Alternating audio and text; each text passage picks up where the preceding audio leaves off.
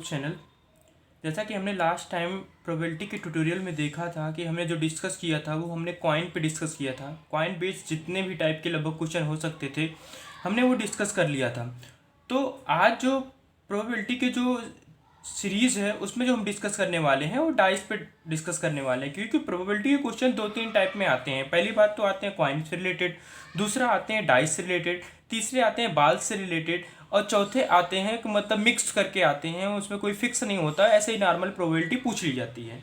तो इन तीनों चारों टाइप की जो क्वेश्चंस आते हैं वो हम एक एक करके डिस्कस करते जाएंगे। बट आज का जो हमारा टॉपिक कवर होने वाला है वो है हमारा डाइस के ऊपर। जो डाइस से रिलेटेड हो, डाइस को थ्रो किया जाए तो हम उसकी प्रोबेबिलिटी कैसे फाइंड आउट करेंगे।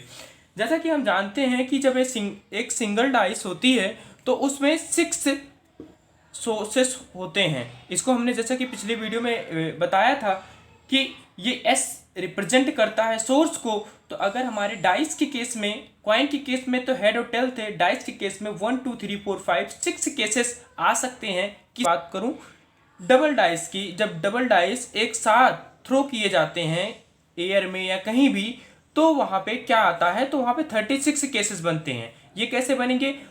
1 2 3 4 5 6 क्रॉस 1 2 3 4 5 6। तो कैसे बनेंगे? 1 1 1 2 1 3 1 4 1 5 1 6, एक बार 1 का फिर 2 का, ऐसे 2 3 2 4 2 5 2 6 ऐसे बनते जाएंगे। तो हम जब कैलकुलेट करेंगे उसको 36 नंबर आएंगे। तो मतलब यहाँ पे नंबर ऑफ फोर्सेस की अगर मैं बात करूँ तो number of forces equal to 36। जैसा कि प्रोबेबिलिटी के प्रीवियस वीडियो में मैंने ये बोला था कि मैं कोई भी फार्मूले का यूज़ नहीं करने वाला हूँ। जो भी करूँगा केवल और केवल क्वेश्चंस को समझेंगे और उसको सॉल्व करेंगे। उसमें कोई भी फार्मूले का यूज़ नहीं करेंगे, अपने माइंड का यूज़ करेंगे। हमें कोई फार्मूले के लर्न करने की ज़रूरत नहीं है। पहला क्वेश्चन है, a dice is thrown, what is the probability that number shown on the dice is divisible by 2। मतलब एक डाइस को थ्रो किया गया है और हमें उसकी प्रोबेबिलिटी निकालनी है। जो जितने नंबर आते हैं, सोर्स जितने आते हैं जो डिविजिबल बाय 2 से हो, मतलब जो 2 से डिविजिबल हो जाए।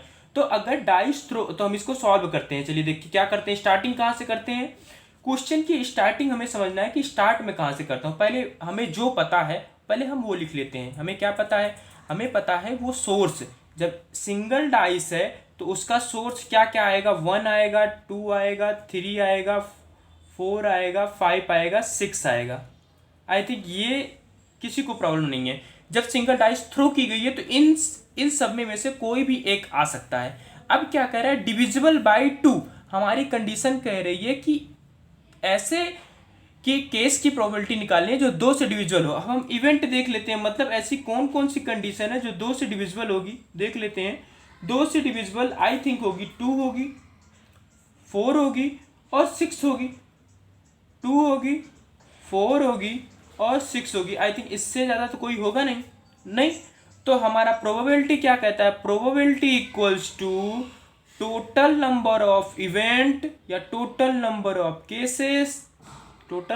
Cases divisible by total number of sources. Total number of sources तो हमारे 6 हैं। तो यहाँ से जो हमारा आंसर हुआ वो हमारा हो गया 1/2। तो हमने 1/2 पे क्लिक कर दिया। आई थिंक ये किसी को कोई डाउट नहीं होगा। ये हमारा इजी से अच्छे से हो गया। अब हम मूव करते हैं अगले क्वेश्चन की तरफ। अगला क्वेश्चन हमारा कह रहा है, find probability of getting a total more than 7 when throw a pair of dice. इसको हमें थोड़ा सा समझना है, ये थोड़ा सा डिफिकल्ट है।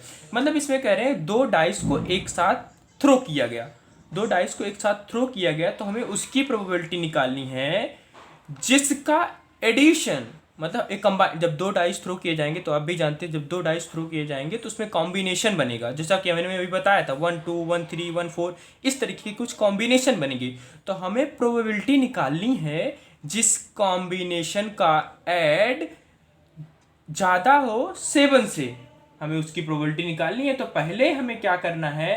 पहले हमें वो कॉम्बिनेशन बनाना है कि कौन कौन से ऐसे कॉम्बिनेशन है जिसके एडिशन 7 से ज़्यादा है। तो यहाँ हमने वो केसेस देख लिए कि ऐसे कितने केस हैं जिससे जो पेयर बने हैं हमारे वो ग्रेटर देन होंगे 7 से। ये केसेस आए कैसे, जरा देखिए 6 2 का जब एडिशन करेंगे तो 8 आएगा, 3 5 का एडिशन करेंगे तो 8 आएगा, 6 3 का 9 आएगा, 4 4 का 8 आएगा। ऐसे ही आपको टोटल नंबर ऑफ, जैसे हमने यहाँ डिस्कस किया था, जब 2 डाइस थ्रो किए जाती हैं तो टोटल नंबर ऑफ सोर्स, अगर मैं बात करूँ नंबर ऑफ सोर्स कितने कैलकुलेट होंगे, नंबर ऑफ फोर्स हमारे 36 हैं, और number of event total number of event कितने हैं हमारे 15 है, तो हमारे 15 है, नंबर ऑफ इवेंट 15 है। तो प्रोबेबिलिटी हमारी कहती है probability equals to total number of event divisible by total number of source.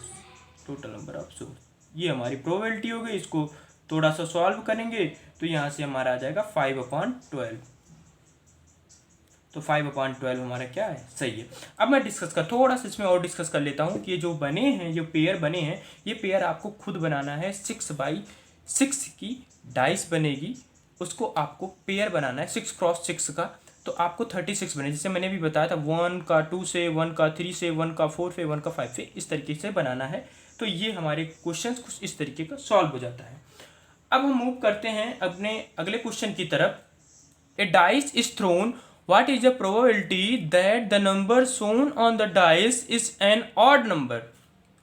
Single dice throw हुई है, अगर सिंगल डाइस थ्रो हुई है तो उसका एस हमारा क्या निकलेगा, एस हमारा निकलेगा 1 2 6, 1 2 3 4 5 और 6।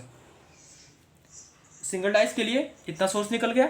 अब हमारा क्या कह रहा है, the number shows on the dice is an odd number.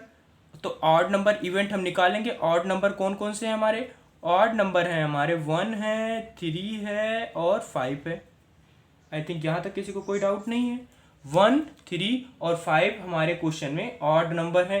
तो अगर हम इसकी प्रोबेबिलिटी की बात करें तो हमारा डायरेक्ट निकल जाएगा, probability equals to number of event divisible by number of source.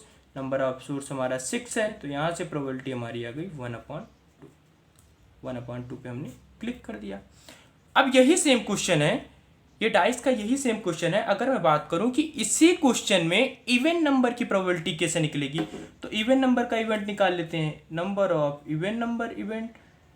Even number के इवेंट की प्रोबेबिलिटी निकालने के लिए हमें यहाँ पे इवन नंबर हमारा क्या है 2 4 6 इक्वल्स टू हमारा ये भी 3 है और टोटल केसेस हमारे 6 बने हैं, तो यहाँ से हमारी प्रोबेबिलिटी आ गई 1/2।